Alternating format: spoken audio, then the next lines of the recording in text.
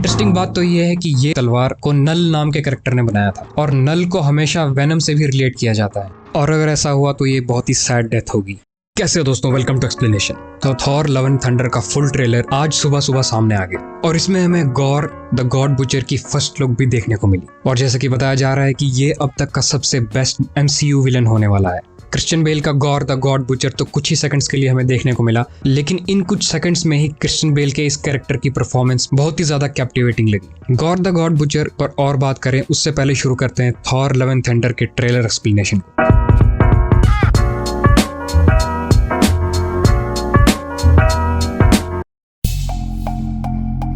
पहला सीन शुरू होता है और हमें ये ब्यूटीफुल लोकेशन दिखती है और वहां पर थॉर भी बैठा हुआ दिखता है। वैसे ये लोकेशन अर्थ नहीं है क्योंकि आसमान में सन के साथ साथ और भी कई मून्स दिखते हैं, तो इससे पता चलता है कि वो किसी और प्लेनेट पर है। लेकिन वो इस सीन में अकेला नहीं है, उसके पीछे दो कैरेक्टर्स और चल कर आ रहे हैं। अब क्लियरली तो नहीं दिख रहा, बट मेरे हिसाब से ये दोनों स्टार लॉर्ड और मैंटिस हैं और थॉर एवेंजर्स एंड गेम के बाद इन्हीं के साथ गया था। उसके बाद अगले सीन में कॉर्ग इन दूसरे प्लेनेट के लोगों को थॉर की स्टोरी सुना रहा है। वैसे कॉर्ग का कैरेक्टर सबको बहुत अच्छा लगा था और इसे फिर से देखने में बहुत मजा आया। उसके बाद उसी प्लेनेट पर थॉर फाइट के लिए रेडी दिखता है और उसके साथ स्टार लॉर्ड, नेब्यूला, रॉकेट और ग्रूट भी हैं। ये सीन इस मूवी का स्टार्टिंग का सीन हो सकता है जहां पर Thor guardians of the Galaxy के साथ होगा और अगले ही सीन में हमें ड्रैक्स की भी छोटी सी झलक दिखती है। उसके बाद हमें ये लोकेशन दिखती है जो न्यू एसगार्ड है और फिर ये बोट हवा में भी उड़ती हुई दिखती है। इस पर मैं आगे आपको और डिटेल में बताऊंगा। उसके बाद कॉर्ग ये कहता है कि थॉर अर्थ को 500 टाइम बचा रहा है, यानी कि थॉर ने पहले भी 499 बार अर्थ को बचाया हुआ है। वैसे कॉर्ग की बातों पर भरोसा करना थोड़ा सा मुश्किल है। उसके बाद थॉर अपनी नई कॉस्ट्यूम में कॉर्ग और दो बकरियों के साथ दिखता है और वो साकार जैसे ही एक प्लेनेट पर है जो हमें थॉर रैग्नारॉक में दिखा था। और इस मूवी की कास्ट में जेफ गोल्डबर्ग भी हैं जिन्होंने थॉर रैग्नारॉक में ग्रैंड मास्टर का रोल प्ले किया था। उसके बाद थॉर का ये ट्रेनिंग सीन दिखता है जहां पर वो अपना वेट लूज करते हुए दिखेगा। उसके बाद थॉर फाइट करते हुए दिखता है और ये फाइट अर्थ पर ही हो रही है और फिर उसे उसका पुराना हैमर म्योल्निर दिखता है, लेकिन वो उसके पास नहीं आता। फिर थॉर का नया हेलमेट में दिखता है जो कि कॉमिक बुक से हेविली इंस्पायर्ड है। फिर उसे जेन दिखती है और जेन उसी म्योल्निर को पकड़ती भी है, जिसे देखकर थॉर हैरान रह जाता है। वैसे इस सीन में नेटली पोर्टमैन के मसल्स भी क्लियरली हमें दिख रहे थे। अब माइटी थॉर का कैरेक्टर अगर प्ले करना है तो मसल्स तो बनाने ही पड़ेंगे। फिर इस सीन में वैल्करी का फ्लाइंग हॉर्स दिखता है, लेकिन उसे वैल्करी नहीं बल्कि जेन राइड कर रही है। इस सीन में जेन की सुपर हीरो लैंडिंग होती है और लैंड होती ही उसका हेलमेट भी गायब हो जाता है। उसके बाद थॉर जेन से कहता है कि उनके ब्रेकअप को एग्जैक्टली 8 साल 7 महीने और 6 दिन हो चुके हैं। और इंटरेस्टिंग बात तो यह है कि Thor 2 Thor love and thunder से ठीक 8 साल 7 महीने पहले रिलीज हुई थी और इससे भी पता चलता है कि थॉर और जेन का रिलेशन थॉर 2 मूवी के टाइम पर ही एंड हुआ होगा।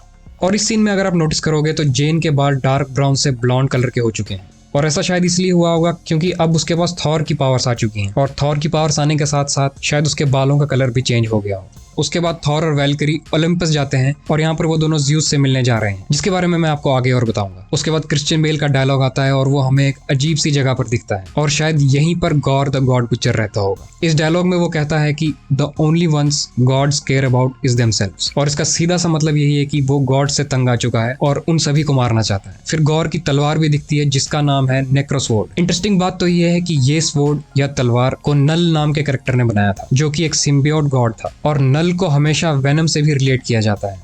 अब ये स्टोरी मूवी में रहेगी या फिर चेंज होगी वो अभी कंफर्म नहीं है। और साथ में आपको ये भी बता दूं कि गॉर को अपनी पावर्स सिम्बियोट गॉड नल से ही मिली थी, तो हो सकता है कि हमें वेनम या दूसरे सिम्बियोट्स का हिंट भी इसी मूवी में मिले। और ट्रेलर पे इस सीन में गॉर के पीछे वेनम जैसे ही सिम्बियोट दिख रहे हैं, इससे ये ऑलमोस्ट कंफर्म हो जाता है कि हमें सिम्बियोट्स या वेनम का कोई ना कोई हिंट इस मूवी में दिखेगा।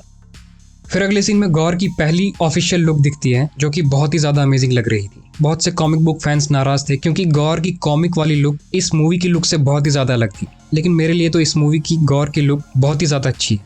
उसके बाद कॉर्ग और थॉर को ये मरा हुआ कैरेक्टर दिखता है और श्योरली इसे गॉर नहीं मारा होगा। उसके बाद गॉर फिर से दिखता है, लेकिन इस बार उसकी शक्ल थोड़ी सी अलग। मुझे ऐसा लग रहा है कि गॉर पहले ऐसा दिखता होगा और जब उसे पावर्स मिली होंगी तब उसकी शक्ल चेंज हुई होगी। उसके बाद फिर से ये दो बकरियां दिखती हैं। ये दोनों गोट्स थॉर की गोट्स हैं जिनका नाम है टूथ ग्राइंडर और टूथ नैशर। ये दोनों गोट्स थॉर को ट्रेवल करने में मदद करती हैं क्योंकि अब एसगार्ड का बायोफ्रॉस्ट तो डिस्ट्रॉय हो चुका है और एक प्लेनेट से दूसरे प्लेनेट जाने में यही दो बकरियां और उसकी बोट थॉर की हेल्प करेंगी। और अगले ही सीन में उस बोट या चैरियट से बायोफ्रॉस्ट जैसे ही कलर्स निकल रहे थे। फिर माइटी थॉर और थॉर ओलंपिस पर फाइट कर रहे हैं और ये सभी लोग जिनसे वो फाइट कर रहे हैं ज़्यूस के ही लोग होंगे। उसके बाद गॉर एक पूरे प्लेनेट को डिस्ट्रॉय करते हुए दिखता है। फिर वैल्करी और गॉर का एक फाइट सीन दिखता है और यहाँ पर मुझे ऐसा लगता है कि गॉर वैल्करी को मार देगा, और अगर ऐसा हुआ तो ये बहुत ही सैड डेथ होगी। वैसे मुझे लगता है कि इस मूवी में कोई ना कोई मेन कैरेक्टर तो जरूर मरेगा।